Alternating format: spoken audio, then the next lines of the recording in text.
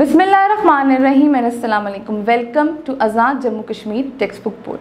Dear teachers and dear students, आज के इस वीडियो लेसन में हम देखेंगे इंग्लिश फॉर द ग्रेड 7 का unit number 5 and the title of unit is beggary a curse. भीख एक लानत है। तो आइए सबसे पहले हम आज के यूनिट में देखेंगे कि हम कौन से ऐसे लो कवर करेंगे बुक से, और फिर हम रीडिंग की तरफ चलते हैं। रीडिंग के साथ हम ट्रांसलेशन भी देखेंगे। नाउ ये वो लर्निंग आउटकम्स हैं प्री रीडिंग के, वाइल रीडिंग के और पोस्ट रीडिंग के, जो हम आज के लेसन में कवर करेंगे। तो आइए चलते हैं अब रीडिंग की तरफ। Reading. Beggary is a social evil and a curse for society. Street beggars can be seen in almost all our towns, cities, outside masjid, religious gatherings and other places. One obvious reason for this evil is illiteracy, poverty and unemployment. Moreover, beggars are too lazy to work and find begging a profitable business. This social evil has affected the law and order situation. Young children are kidnapped for begging. Nevertheless, by giving alms or charity to these beggars, we do not help them. We should help to educate and rehabilitate them. Some beggars are so young, hale and hearty that they do not deserve charity at all. However, deserving class should be helped. Begging is very dangerous for the world's community. The beggars do not work but depend upon others. Different reviews show that beggars have good pattern of food. Some beggars have constructed good houses and purchased vehicles for their families and have good bank balance, while some are very poor and have not sufficient money for the fulfillment of their basic needs. Sometimes parents send their children for begging into markets. It is the time of getting their education, while they spend most of their time in begging. In this way, they are left illiterate. Steps should be taken to curb the menace of the beggary. These kidnappers, sellers and criminals who run such mafias should be given strict punishment. It is our moral duty to help the weak, the hungry and the suffering people. The importance and dignity of work should be highlighted. Workers must have a lawful respect in the form of cash rewards and moral support. The workers have a right that their inherent dignity should always be respected.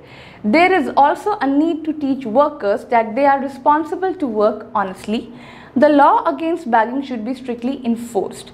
Moreover, employment opportunities should be available to all citizens. Education and social security must be ensured for the poor.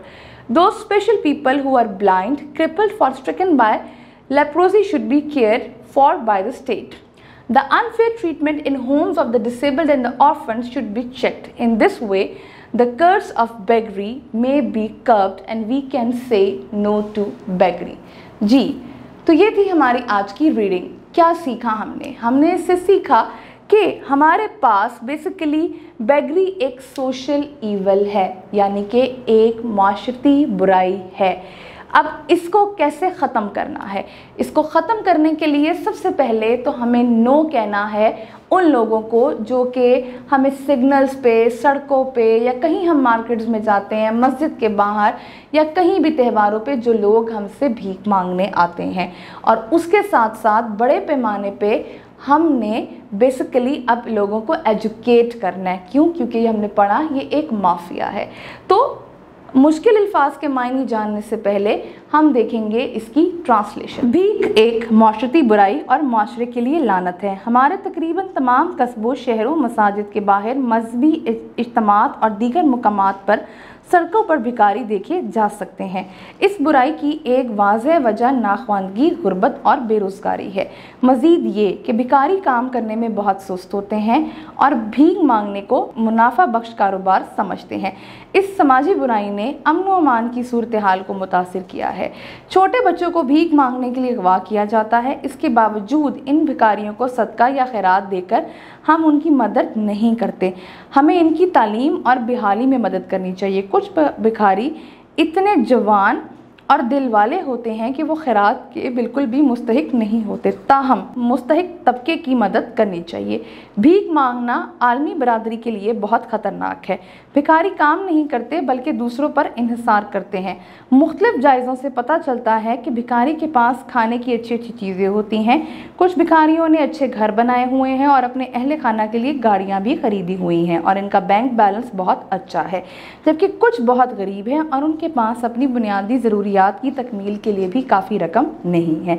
बाज़ औक़ात वालिदैन अपने बच्चों को बाज़ारों में भीख मांगने के लिए भेजते हैं। ये इनकी तालीम हासिल करने का वक्त है, जबकि वो अपना ज़्यादातर वक्त भीख मांगने में सर्फ करते हैं।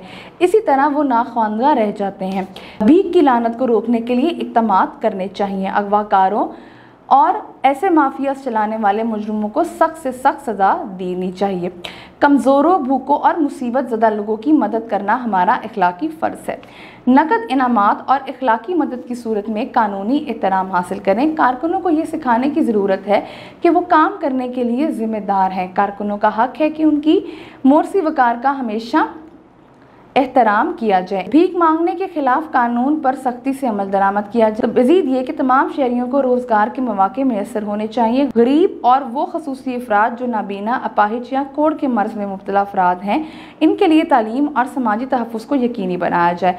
इनकी देखभाल रियासत को करनी चाहिए। मज़दूरों और यतीमों के घरों में गैर मुनसिफाना सलूक को रोका जाए। इस तरह भीख की लानत को रोका जा सकता है और हम भीख मांगने को मना कर सकते हैं। तो अब देखते हैं ग्लॉसरी।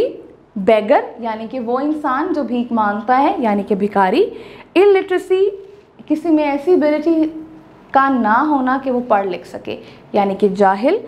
पॉवर्टी यानी कि वो कंडीशन जिससे आप गरीब तस्वुर किए जाओ, यानी कि गुर्बत, आपके पास इस्तेमाल की चीज़ें नहीं है, पैसे नहीं है, तो ये गुर्बत होगी। ल्यूक्रेटिव, प्रॉफिटेबल यानी कि कोई चीज़ जब आपको बहुत मुनाफे बख्श लगती है, बहुत अट्रैक्टिव लगती है, दिलकश लगती है, वो होती है ल्यूक्रेटिव। किडनैप, किडनैप का मतलब होता है किसी को फोर्सफुली उठाना, खासकर बच्चों को। आई होप आपको आज का वीडियो लेसन पसंद आया होगा। एक नए वीडियो लेसन के साथ हम फिर मिलेंगे, तब तक के लिए अल्लाह हाफ़िज़।